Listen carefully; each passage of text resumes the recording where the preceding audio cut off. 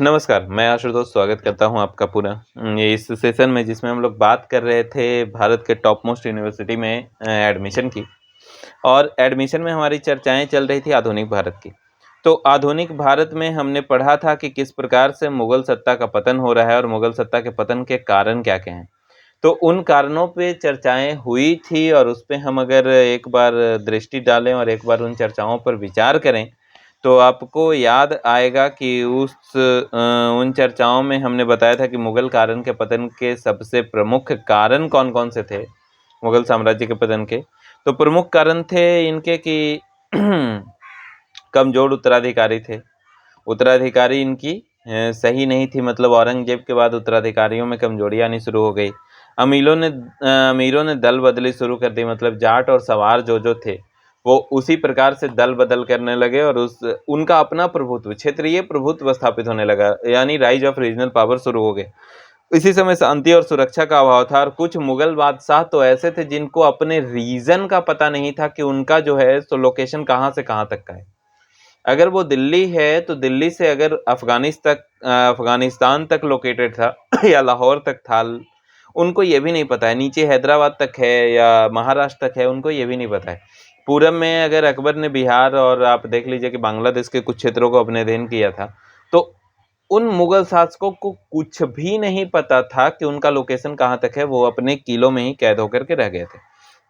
इसके साथ ही आप देखते हैं कि विदेशी आक्रमण भी प्रारंभ हो गए थे। जैसे विदेशी आक्रमण में सबसे ज़्यादा आक्रमण आप देखिए कि कंधार में हुआ, सैनिक अभियान कंधार में होता है। उसके बाद बल्ख खां, बदख्शां खां इन सभी में असमर्थ हो जाते हैं। उसके बाद आप देखिए कि 1736 में युद्ध होता है, फिर नादिर शाह भारत में आता है और इसके साथ ही पानीपत का युद्ध होता है। और इसके बाद कुछ युद्ध जो अंग्रेज़ों के साथ होते हैं और अंग्रेज़ों के साथ युद्ध होने के बाद धीरे-धीरे मुगल साम्राज्य पतन हो जाता है।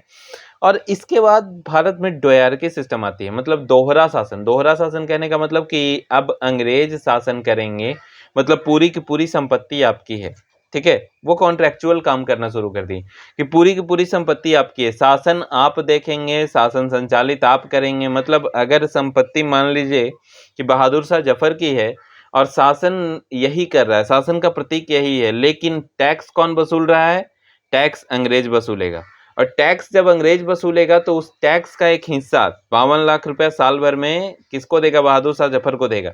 बहादुर शाह जफर का खर्चा कितना है? पूरा किला का मेंटेन करना है, पूरा एडमिनिस्ट्रेशन का मेंटेन करना है, प्रशासनिक पूरा मेंटेनेंस बहादुर शाह जफर, जनता का पूरा देखभाल बहादुर शाह जफर, शासन का प्रतीक बहादुर शाह जफर, और टैक्स वसूल कौन रहा है? अंग्रेज। मुनाफा किसको हो रहा है? अंग्रेजों को।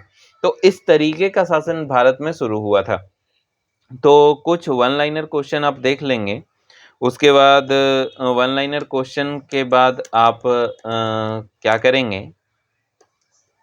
कि आगे हम लोग पढ़ते हैं कि किस तरीके से अंग्रेज भारत में स्थापित हुए, किस तरीके से ईस्ट इंडिया कंपनी भारत में आई, और ईस्ट इंडिया कंपनी के भारत आने के बाद हम देखते हैं कि किस तरीके से ईस्ट इंडिया कंपनी भारत में अपना जो है सो प्रभुत्व स्थापित करती है और कैसे वहाँ से फिर शासन पद्धति में बदलती है कि 1774 का एक्ट आता है, 73 का एक्ट आता है, 84 का एक्ट आता है, 91 का एक्ट आता है, 1893 का।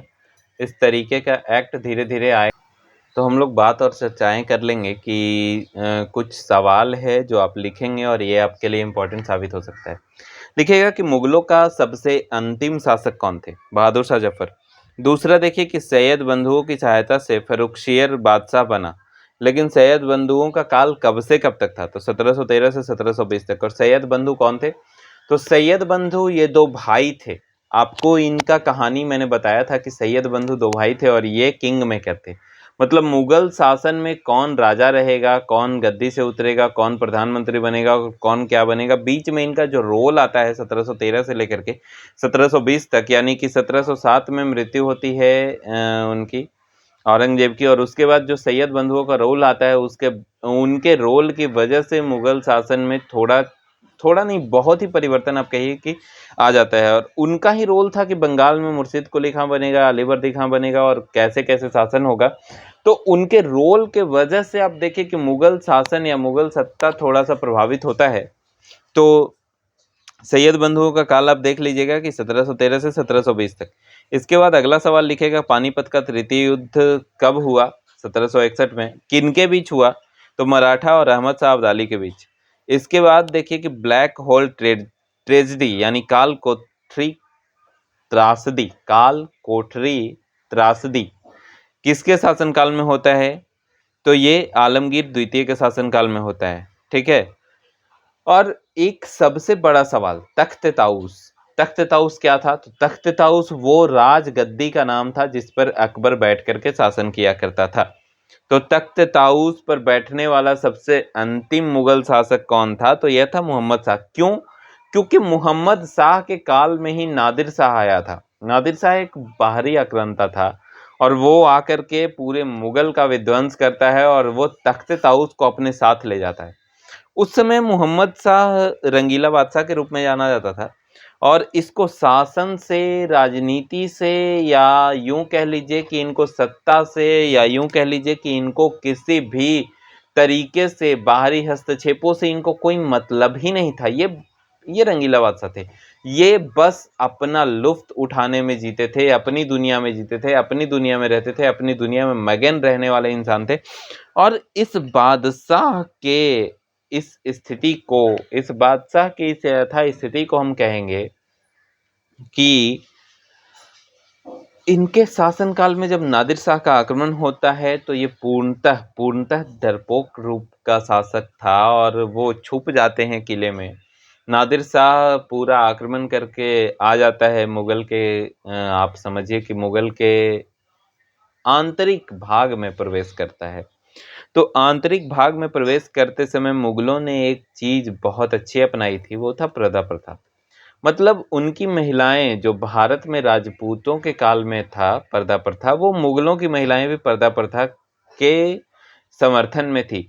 वो भी पर्दाओं के पीछे हुआ करती थी। लेकिन मोहम्मद शाह के टाइम में क्या होता है कि जब नादिर शाह घर तक आ जाता है और वो तख्त ताऊस भी अपने साथ ले जाता है, तब उनकी माँ को आना पड़ता है नादिर शाह के पास और वो आकर के कहती हैं कि एक माँ तुमसे रिक्वेस्ट कर रही है। आप देखिएगा, ये आपको देखने को मिल जाएगा। एक मूवी है मुगले आजम। मुगले आजम में भी आप देखिएगा, या कहीं तो इसको फिल्माया गया है, ध्यान में नहीं आ रहा है। तो वो आकर के बहुत ही अच्छे तरीके से कहती हैं कि एक माँ तुमसे यह विनती कर रही है या निवेदन कर रही है कि तख्त ताऊस को छोड़ दो नादिर, तुम बाकी सब कुछ लेके जाओ, तख्त ताऊस को छोड़ दो, यह मुगल सत्ता का प्रतीक है। नादिर शाह बोलता है कि मुझे बहुत ही खूबसूरत तोहफा लग रहा है ये तख्त ताऊस, और मैं इसे छोड़ नहीं सकता, मैं इसे लेकर के जाऊंगा। तो बोलती है कि एक महारानी या राजमाता के रूप में मैं तुमसे दरखास्त करने नहीं आई हूँ, मैं एक माँ के रूप में तुमसे इस बात के लिए गुजारिश करती हूँ कि तख्त ताऊस को छोड़ दो।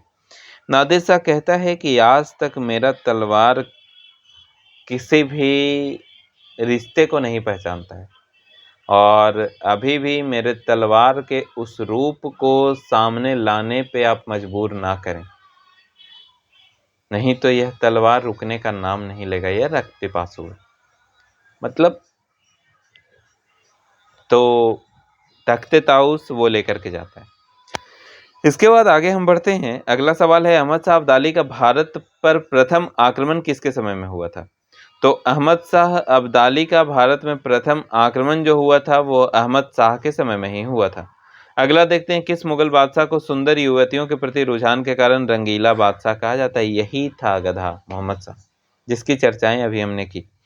आगे देखिए कि किस मुगल बादशाह को घृणित कायर कहा गया है? तो घृणित कायर कहने का मतलब ये बहुत ही डरपोक था, फर्रुखसियर बहुत ही डरपोक बादशाह था। और किस मुगल बादशाह को लंपट मूर्ख कहा गया है? लंपट मूर्ख मतलब एकदम दिमाग नहीं था, काम करने नहीं आता था, वो एकदम मूर्ख टाइप का बादशाह था, उसको लंपट मूर्ख कहा गया है। और वो बादशाह था जहांदार शाह। उसके बाद जुल्फिकार खां किस मुगल बादशाह का वजीर था? जुल्फिकार खां जहांदार शाह का वजीर था, जुल्फिकार खां। ठीक है, जहांदार शाह का वजीर था जुल्फिकार खां।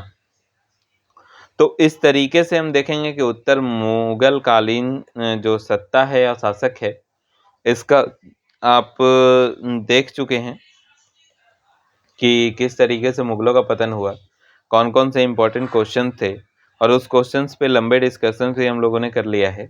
इसके बाद हम नेक्स्ट वीडियो में आपको बता देंगे कि भारत में राइज ऑफ ब्रिटिश कैसे हुआ, किस तरीके से ब्रिटिश भारत में उभरना प्रारंभ करती है और उसके पीछे का पूरा इतिहास क्या था। मतलब इतिहास को अगर आप एक तरीके से चेन वाइज लेकर के चले ना तो ज़्यादा अच्छा लगेगा और समझ में आएगा। अगर आप इतिहास को क्रोनोलॉजिकली पढ़ने के बजाय अगर चेन वाइज पढ़ते हैं तो ज़्यादा समझ में आ जाएगा। जैसे क्रोनोलॉजिकली कहने का मतलब आप 1600 को पढ़ें, 1700, 1800 ऐसे पढ़ते हैं तो उसमें आपको खिचड़ी टाइप का दिखेगा। मतलब कि 1600 ईस्वी में बहुत सारे परिवर्तन हो रहे थे, मुगलों का पतन भी आपको देखने को मिलेगा, उसके साथ साथ अंग्रेज, डच, फ्रांसीसी, पुर्तगाली कंपनियों का आगमन भी मिलेगा और उन कंपनियों के साथ साथ एक तरफ से सत्ता उभर रहा है, दूसरे तरफ से सत्ता गिर रहा है, तीसरे तरफ आप देखिए कि राइज ऑफ रीजनल पावर्स में मिलेगा। तो एक टॉपिक बना के इसको पढ़ते हैं कि राइज ऑफ रीजनल पावर्स अलग पढ़ेंगे, मुगल का पतन हमने पढ़ लिया है, तो अब हम देखेंगे कि राइज ऑफ ब्रिटिश को पढ़ते हैं। राइज ऑफ ब्रिटिश कहने का मतलब the whole history of British in India, कि 1600 ईस्वी में आते हैं तो ये ईस्ट इंडिया कंपनी के रूप में आते हैं। ईस्ट इंडिया कंपनी फिर व्यापार करती है और व्यापार करते करते फिर ये क्या करती है कि ठेके पर जो है सो 3 गांव लेती है और 3 गांव लेने के बाद फिर ये अपना किलाबंदी करती है। किलाबंदी करने के बाद ये प्रभुत्व में आती है और प्रभुत्व में आने के बाद जो है सो युद्ध शुरू हो जाता है। तो आप बड़ी शक्तियों का टकराव हो जाता है भारत में और इन दो बड़ी शक्तियों के टकराने के बाद आपको देखने को मिलेगा कि इन दो बड़ी शक्तियों के टकराने के बाद सबसे बड़ा कारण क्या हुआ या सबसे बड़ा परिवर्तन इंडिया में क्या हुआ। तो सबसे बड़ा परिवर्तन जो होता है इन दो बड़ी शक्तियों के टकराने के बाद या 3-4 बड़ी शक्तियों के टकराने के बाद कि जो इंडिया का प्रीवियस जो एडमिनिस्ट्रेशन था, प्रीवियस जो शासन था वो खत्म हो जाता है और उसके बाद एक नया शासन राइज होता है और इस शासन को आप शासन नहीं कहेंगे, इस शासक को आप शासन नहीं कहेंगे, जबकि क्योंकि ये एक कॉलोनी था इंडिया का, मतलब ब्रिटेन का एक कॉलोनी था।